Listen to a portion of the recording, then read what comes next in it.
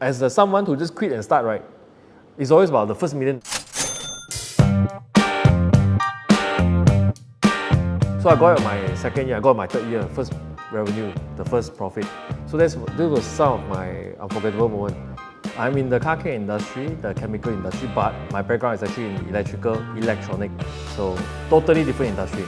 I didn't really plan or purposely want to enter this industry. I'm just very lazy at work in a way because this specific lens that I have to actually service and maintain in my job as an engineer, it's very time consuming, it's very troublesome. And then once I actually take out from it, I have to go through, once I clean and put back already, the machine might not work well. So I'm like, what if actually I can shorten, I can simplify things? Because that's also how I do things. I'm lazy, but I will if things are very troublesome and inconvenient, I'm like, maybe there's a better way that I don't have to spend so much time. So yes, I studied a bit. I think of what I can actually do to the lens, and I created a prototype that actually is able to extend the life of the lens for a long period of time. So instead of doing it every few months, right, now I can do it once a year. And I'm like, wow, my time, so much time saved. As an employee, I'm like, wow, fantastic, I can work less, get paid the same.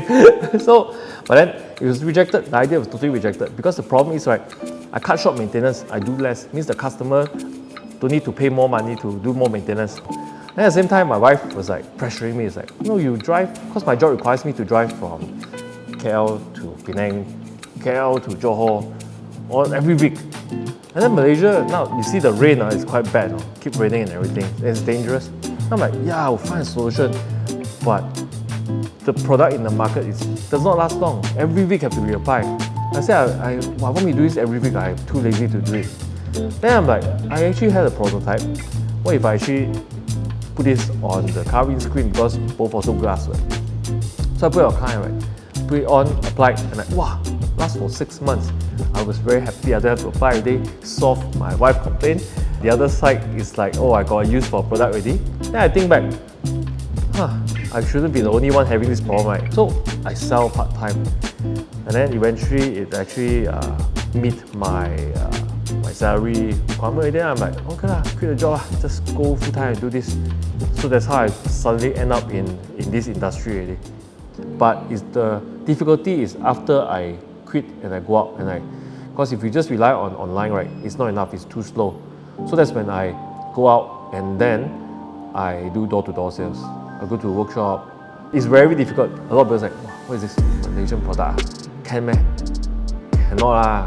US better, Japan better. Some maybe say, okay lah, I can, but you please sell at least half the price or whatever. When I quit my job, I thought wow, everything should be very good lah, very amazing, sure can lah, this will grow like that. Then after 6 months, right, no, it's not. Wow, almost depression. Every night cannot sleep. It's wow, it's wow, the number is not meeting it and everything. But I wasn't angry. I wasn't disappointed. I was more worried about embarrassment. Because it's very embarrassing that quit a job and then you have to go back. Wow, embarrassing, very embarrassing, very embarrassing. That situation really is the one that pulled me through, because I think my ego is a bigger problem for me. That I realized at one point, cannot sell Malaysia, then don't sell Malaysia, don't care, sell to US. So I just focus my strength in the US after that. I started US first because US is the largest automotive market segment. Social media. Email, no one's going to entertain you one. Because you're nobody. Someone from Chinese guy from Malaysia. Not going to happen. At the time I use social media, I use Facebook a lot. I find the community. I find where all these target my ideal customer profile, right, where they hang out. But I didn't sell. I didn't do hard sell because I know that I have to build a relationship. I have to build trust. So the product that I formulate, I was very transparent. They have problem, I share solution. Until around October is right, one person actually bought to try a sample. And at the same time, right, November I signed up for the largest automotive trade show in the US. And I then participate over there. And I told him, come and meet me that I'm real. It's not just like some scammer. Because even at the show, right, if you have no local partner in US, right, no one will buy. They will tell you like, oh, great product, fantastic. Talk to me when you have a representative or partner here in US.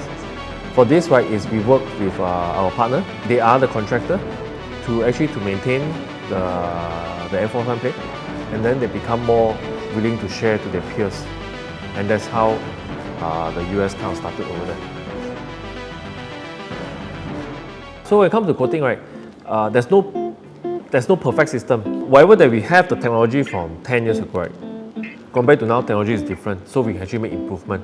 But there are some areas that even the customer don't know is a problem that they need to fix. And this is where I will then make deduction already. For example, our industrial and for anti-corrosion, I look at the market, I'm like, how you all protect from rust? Just paint lor. And after that, when the paint crack already, right, then you'll be like, oh, okay, rust already need repaint.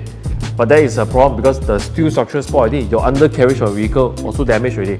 Then I'm like, what if you can actually see the corrosion when it happened?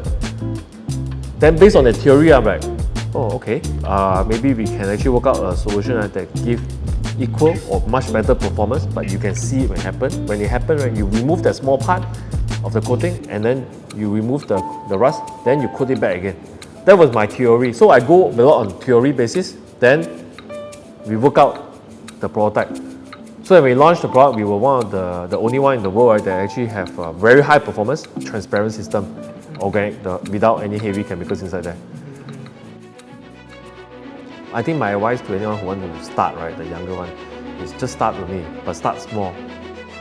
You don't have to like go crazy and then just dump a huge amount of money because it's a big risk. Even if you're young, but it's still money. And even if you were so lucky to convince someone to give you the money to invest in you, and the money doesn't belong to you, but belongs to someone, but you still have to respect the capital. It is still money. Have an idea, you make a simple prototype, then you actually try to get a paying customer. Important part is to get a paying customer, not free customer. I use this concept of like a door that you walk past, walk through already, right, can come back another one. If the door can come back, I'm very brave one. I confirm go and do it. I go waste a few time, maybe money, come back, I can come back. But if this is a door that the door shut already, right, cannot open back, I will be very, very risk averse. I'll be very careful. So that's why I'm very hybrid. If you ask me, risk taker or not, I look at the door, can come back or cannot come back. Thank you so much, Mr. Tiong. Very good ending there.